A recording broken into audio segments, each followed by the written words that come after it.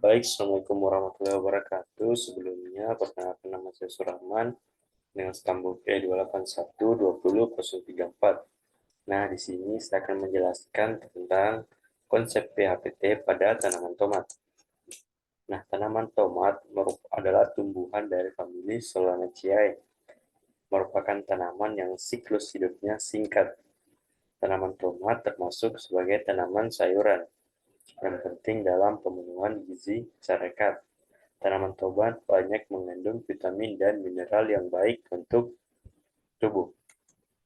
Kemudian hama dan penyakit tanaman tomat.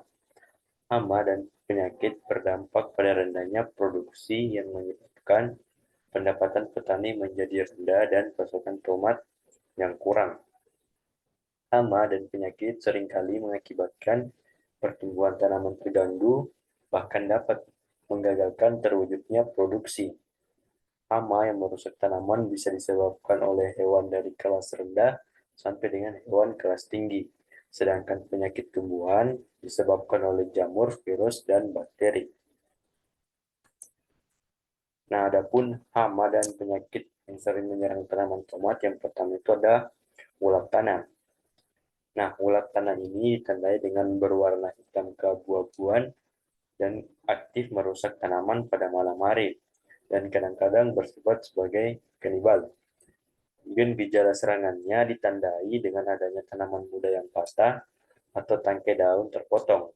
Kemudian cara pengendaliannya yaitu dengan menggunakan pestisida nabati yang terbuat dari ekstrak daun pepaya, daun sirsak, daun kelor, dan beberapa jenis daun lainnya. Kemudian yang kedua ada kutu kebul.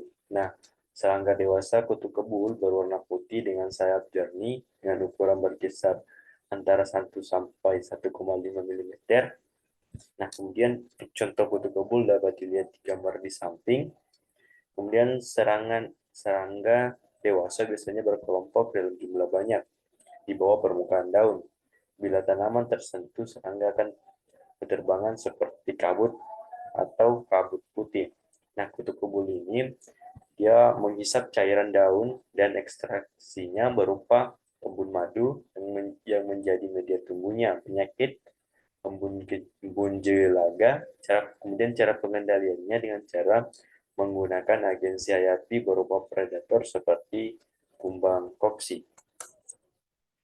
Kemudian yang ketiga ada ulat buah. Nah, ulat ini memiliki warna tubuh yang bervariasi mulai dari hijau agak kuning, coklat maupun hitam. Nah, hama ini menyerang tanaman tomat dengan cara melubangi buah secara berpindah-pindah. Pada lubang yang disebabkan oleh ulat tersebut akan menjadi infeksi dan pada akhirnya buah pun menjadi busuk.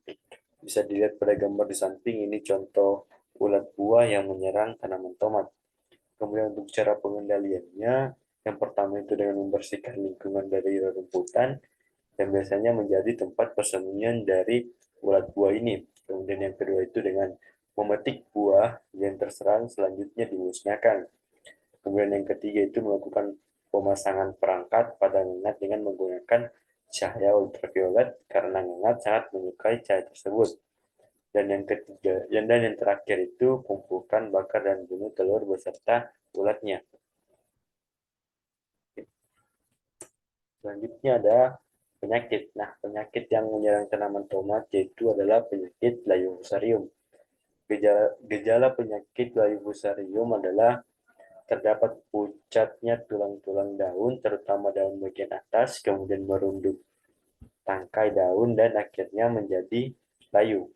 Kadang-kadang kelayuan didahului dengan menguningnya daun, terutama daun sebelah bawah, sehingga tanaman menjadi kerdil.